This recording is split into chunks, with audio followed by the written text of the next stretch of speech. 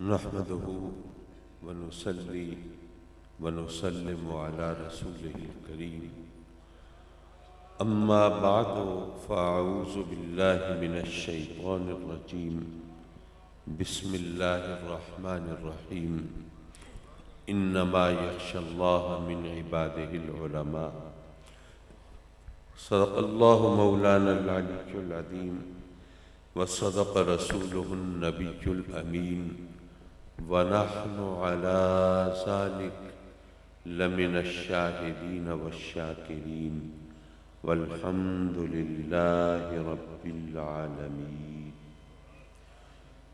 میر محفل، صدر محفل، جان محفل حضرت قبلہ پیر بدر عالم جان دامت برکاتہم العالیہ اور ذی وقار و ذی احتشام مشائخ اعظام، علماء کرام، مہمانان گرامی اور حاضرین محفل،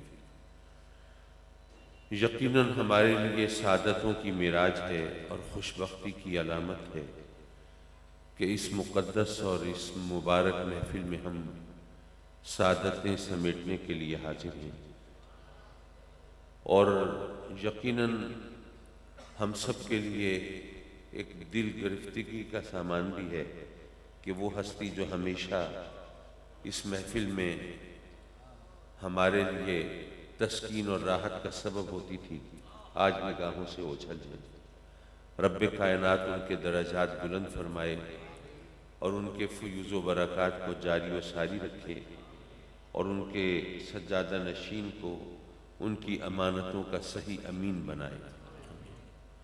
میرے لیے یقیناً یہ اعزاز ہے کہ حضرت نے مجھے یاد فرمایا اور جو آپ کے قبلہ گاہی کی روایتیں ہیں انشاءاللہ العزیز ان کو نبھانے کی حتی الامکان کوشش ہوگی۔ حضرات مکرم، رب کائنات نے اپنے بندوں کی ہدایت کے لیے سلسلہ نبوت و رسالت کو جاری فرمایا۔ وہ اگر چاہتا تو ہر ایک کو ڈائریکٹ بھی ہدایت دے سکتا تھا، اس کو لیے کوئی مسئلہ نہیں تھا، نہ کوئی فنڈز کی کمی تھی، نہ کوئی اور ایڈمنسٹریٹو سینکشن کا پرابلم تھا، کچھ نہیں۔ وہ جو چاہے سو کرے، وہ قادر مطلق۔ لیکن اس نے ہماری ہدایت کے لیے انبیاء کو بھیجا۔ ایک عام آدمی یہ تصور کرتا ہے کہ اگر ڈائریکٹ ہدایت دیتا تو شاید بہتر ہوتا، نہ مناظرے ہوتے، نہ مباہلے ہوتے، نہ فتوی بازی ہوتی، نہ ایک دوسرے کے گریبانے میں ہاتھ ہوتے، نہ کافر کافر کے نعرے ہوتے، سب سیدھے سچے راستے پہ چلتے۔ لیکن اگر آپ غور فرمائیں تو دراصل صورتحال مختلف ہے کہ اس کا کرم ہے کہ اس نے ہمیں انبیاء کے ذریعے ہدایت دی۔ وہ اس لیے کہ ہم اپنا حال خود جانتے ہیں، ہمیں کسی اور سے پوچھنے کی ضرورت نہیں۔ آپ سوچئے کہ اگر ہمیں ڈائریکٹ ہدایت ملتی اور کوئی حکم ایسا ہوتا جس پر عمل ہمارے لیے دشوار ہوتا یا ہمارے لیے مشکل کا سبب ہوتا یا ہمارے لیے نقصان کا اندیشہ ہوتا ہمارے اپنے خیال میں، تو کیا ہم سب یقینی طور پر اس حکم پر عمل کر لیتے؟ اپنا حال تو ہم جانتے ہیں۔ ہمارا حال تو یہ ہے، ہمیں پتہ ہے کہ نماز دین کا ستون ہے، ہم جانتے ہیں کہ نماز جنت کی کنجی ہے، نماز مومنین کی معراج ہے، نماز آقا کریم صلی اللہ علیہ وسلم کی آنکھوں کی ٹھنڈک ہے، نماز کافر اور مومن کے درمیان فرق ہے۔ قرآن میں سب سے زیادہ تاکید نماز کی اور میدان محشر میں سب سے پہلے سوال بھی نماز کا، لیکن اس کے باوجود ہم نماز کا جتنا اہتمام کرتے ہیں ہم سب کو معلوم ہے۔ تو ایسی صورت میں اگر کوئی ایسا حکم ہوتا جس پر دشواری ہوتی ہمیں عمل میں یا بظاہر نقصان کا اندیشہ ہوتا تو ہم کوئی چور دروازے تلاش کرتے، کوئی ڈنڈی مارنے کی کوشش کرتے۔ تو ابھی تو چلیے ہمیں ہدایت ملی انبیاء کے ذریعے، تو ہم سے کوئی کوتاہی ہو تو کوئی معافی تلافی کی صورت بن جاتی ہے، توبہ کا راستہ نکل آتا ہے۔ لیکن اگر ڈائریکٹ اللہ کی طرف سے ہدایت آتی تو ذرا سوچئے پھر ہمارے لیے توبہ کا راستہ کیسے بنتا اگر ہم کوئی گڑبڑ کرتے۔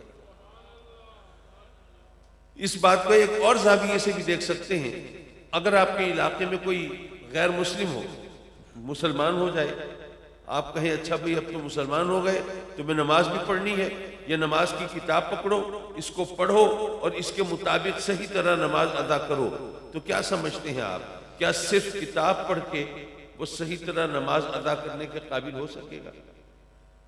نہیں، ہمیں نماز پڑھ کے دکھانی پڑے گی، نماز سکھانی پڑے گی، تب کہیں جا کے وہ صحیح طرح نماز پڑھ سکے گا۔ یہ ہمارے سوچنے کی بات ہے کہ صرف ایک نماز ہم ادا نہیں کر سکتے جب تک کہ ہمارے سامنے عملی نمونہ نہ ہو، تو ہم ساری زندگی اسلام کے سانچے میں ڈھل کر کیسے گزار سکتے تھے اگر ہمارے سامنے عملی نمونہ نہ ہوتا؟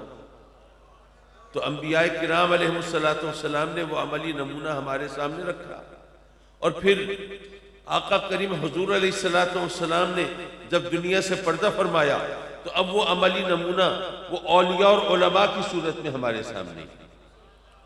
جو اولیاء ہیں وہ علماء کے شاگرد ہوتے ہیں، اور جو علماء ہیں وہ اولیاء کے مرید ہوتے ہیں، اور جب یہ علماء حق اور یہ صوفیاء کامل جب یہ مل کے چلتے ہیں تو ہدایت کے راستے کھلتے چلے جاتے ہیں۔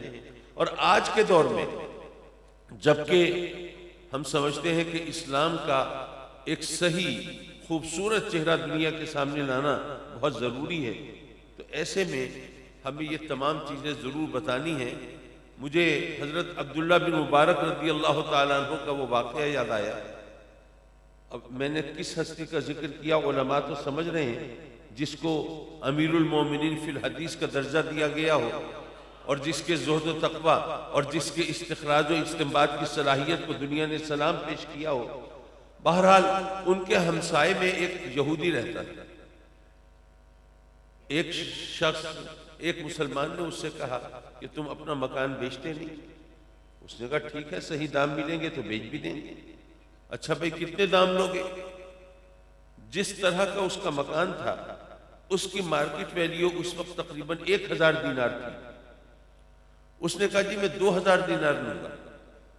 تو اس پوچھنے والے نے کہا کہ ظاہر ہے جب تم دگنے دام مانگو گے تو اس کا مطلب یہ ہے کہ تم بڑھا چڑھا کے پیسے لینا چاہ رہے ہو، اس طرح تو سودا نہیں بنے گا۔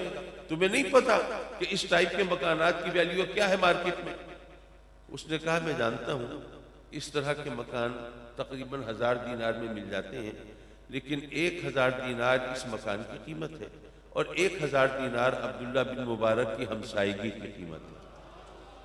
اچھا وہ بندہ چڑ گیا نا، اس نے کہا بھئی تم عجیب آدمی ہو، تم ہمیں بے وقوف بنا رہے ہو، تم تو یہودی ہو نا، عبداللہ بن مبارک سے کیا تم نے قرآن سیکھنا ہے؟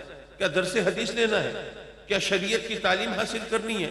یہ عبداللہ بن مبارک کی ہمسائیگی کی قیمت، یہ قیمت کوئی مسلمان بات کرے تو سجتی ہے جشتی ہے، تم تو سیدھا سادہ یوں کہو کہ تم ہمارے جذبات سے کھیل رہے ہو اور اس طرح بلیک میل کر کے زیادہ پیسے لینا چاہتے ہو، اور کیا ہے؟ اس نے کہا نہیں یہ بات نہیں ہے، بات یہ ہے کہ جب سے میں عبداللہ بن مبارک کی ہمسائیگی میں آیا ہوں تو آج تک ایسا نہیں ہوا کہ رات کو میرے بچے بھوکے سوئے ہوں۔ ہو سکتا ہے ان کے اپنے گھر میں فاقہ ہو جاتا ہو، لیکن میرے گھر میں انہوں نے فاقہ نہیں ہونے دیا، انہوں نے ہمسائیگی کے حقوق اس طرح ادا کیے ہیں۔ حضرات مکرم یہ ہمیں بتانا ہے نا کہ یہ اولیاء اور صوفیاء یہ اسلام کا خوبصورت چہرہ کس طرح دنیا کے سامنے رکھتے ہیں، کہ ہمسائیگی میں اگر یہودی بھی ہو تو وہ بھی ان کی عظمت کو کس طرح سلام کرتا ہے۔ اور ایک بات اور بیان کر کے اور پھر میں اپنی گفتگو ختم کروں، یہ واقعہ بیان کیا حضور محبوب الہی نظام الدین اولیاء رضی اللہ تعالیٰ عنہ۔ انہوں فرمایا، انہوں شہر کا بھی ذکر کیا، وہ نام شہر کا مجھے مستحضر نہیں ہے، فرماتے ہیں کہ اس شہر میں ایک اللہ والے رہتے تھے، اس سے پینگے بنانے والے، لو لگانے والے، اور اس کے قرب کے مدارج و مراحل طے کرنے والے، اور روزی کے لیے پیٹ بھرنے کے لیے وہ دال روٹی کی چھابڑی لگاتے تھے۔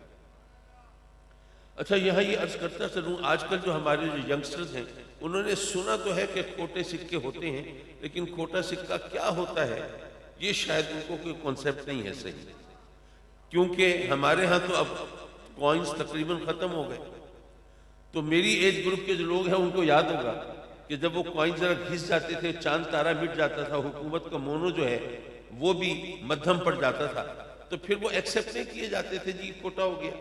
یا یہ کہ اس کے اوپر کوئی اور ٹھوک پیٹ کے کوئی اور نشان ڈال دیے اور اصل نشان مدھم ہو گئے تو وہ کھوٹے ہو جاتے تھے، نہیں لیے جاتے۔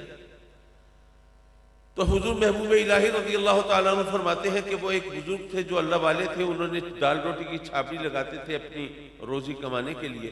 تو ایک نوجوان ان کے پاس گیا، کھوٹا سکہ دیا اور دال روٹی مانگی۔ اب وہ انہوں نے لوٹ پلٹ کے دیکھا اچھی طرح۔ اب وہ نوجوان سوچتا ہے کہ یہ مجھے واپس کر دیں گے کہ بھئی یہ کھوٹا ہے، اس کے بدلے تو کچھ سودا نہیں مل سکتا۔ لیکن بڑا حیران ہوا، اچھی طرح دیکھ کے اور پھر گلے میں ڈال لی اور دال روٹی دے دی۔ اس نوجوان نے یہ خیال کیا کہ لگتا یہ ہے کہ بزرگ ہیں نا، بوڑھے ہیں، نظر کمزور ہو گئی ہے، دیکھ سکتے نہیں، کھوٹے کھرے کی پہچان ان کو نہیں ہے، بس پریٹینڈ کرتے ہیں کہ میں دیکھ رہا ہوں، مجھے پتہ ہے، ورنہ ان کو پتہ چلتا نہیں ہے، دکھاوا اس لیے کرتے ہیں کہ لوگ بیوقوف نہ بنائیں۔ تو یہ سوچ کے گھر گیا اور گھر والوں سے کہا کہ اگر کسی کے پاس کھوٹے سکے ہوں تو ضائع نہ کریں، پھینکے نہیں، جا کے وہاں سے دال روٹی کھا لیں۔ اچھا، گھر والوں نے بھی تجربہ کیا تو ایسا ہی ہوا، سکہ دیا، دال روٹی مانگی، سکہ دیکھ بھال کے گلے میں ڈالا، دال روٹی دے دی۔ اب تو لوگوں کو یقین ہو گیا کہ واقعی ان کو نہیں پتہ چلتا کھوٹے کھرے کا۔ جناب پڑوسیوں، ہمسایوں، عزیزوں، دوستوں، رشتہ داروں کو بتایا، بڑے خوب کھوٹے سکے چلے اور ان کے پاس ماشاءاللہ کھوٹے سکوں کا انبار لگ گیا ان بزرگ کے پاس۔ حضور محبوب الہی فرماتے ہیں کہ کچھ عرصے کے بعد ان کا دنیا سے رخصت ہونے کا وقت آ گیا۔ اب وہ رب کی بارگاہ میں عرض کر رہے ہیں، مولا تو جانتا ہے تیرے بندے میرے پاس آتے تھے کھوٹے سکے لے کے، اور میں صرف یہ سوچ کے ان کو واپس نہیں کرتا تھا کہ میں واپس کروں گا تو آس پاس کھڑے ہوئے لوگ ان کو شرمندہ کریں گے کہ تمہیں شرم نہیں آتی، ایک بوڑھے آدمی کو بیوقوف بنا کے تم کھوٹا سکہ چلانا چاہتے تھے۔ تو میں تیرے بندوں کو، تیری مخلوق کو شرمندگی سے بچانے کے لیے میں وہ کھوٹے سکے رکھ لیتا تھا، سودا دے دیتا تھا۔ اب جب مولا تیری بارگاہ میں میری حاضری کا وقت آیا ہے تو میری جھولی میں کچھ نمازیں، کچھ روزے، کچھ عبادت ریاضت ہے تو صحیح، لیکن مولا تجھ سے بہتر کون جانتا ہے کہ سب کھوٹے سکے ہیں۔